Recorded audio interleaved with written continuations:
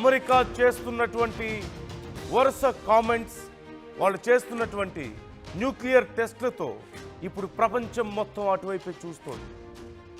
ఏం జరగబోతోంది, ఏ ఉత్పాతానికి దారి తీయబోతోంది ఈ పరిస్థితి అంటూ ఆందోళన చెందాల్సిన పరిస్థితి మనం చూస్తున్నాం. ఒక మాటలో చెప్పాలంటే ఇప్పుడున్న పరిస్థితుల్లో మూడో ప్రపంచ యుద్ధం తప్పదా అనే ప్రశ్న ఇక్కడ ఉత్పన్నమవుతోంది. అమెరికాలో అణు పరీక్షలు మొదలవుతున్నాయి. డిపార్ట్మెంట్ ఆఫ్ వార్కు ట్రంప్ ఆదేశాలు జారీ చేశారు. ఆయుధాల తయారీలో రష్యా ఓవైపు దూసుకెళ్తోంది. మొన్ననే పోసిడాన్ను విజయవంతంగా పరీక్షించింది రష్యా చైనా అణు సామర్థ్యాల పెంపుతో పోటీగా అమెరికా కూడా అణ్వాయుధ పరీక్షలు నిర్వహిస్తోంది. ఈ సెంచురీలో ఏ ఒక్క దేశం కూడా, ఒక్క ఉత్తర అమెరికా తప్ప, ఏ ఒక్క దేశం కూడా,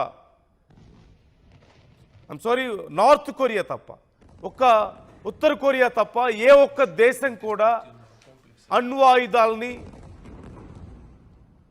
పరీక్షించలేదు. ఏ ఒక్క దేశం కూడా ఇలాంటి పని చేయలేదు. కానీ ఇప్పుడు ఈ 2025లో మరొక ఉత్పాతం దిశగా అమెరికా రష్యా వెళ్తున్నట్లుగా మనకు కనిపిస్తోంది. రష్యా మొన్న చేసినటువంటి టెస్ట్లతో missiles and drones which can carry nuclear weapons, nuclear warheads, ఈ టెస్ట్లతో అమెరికా సైతం కొంత భయపడుతున్నట్లుగా కనిపిస్తోంది.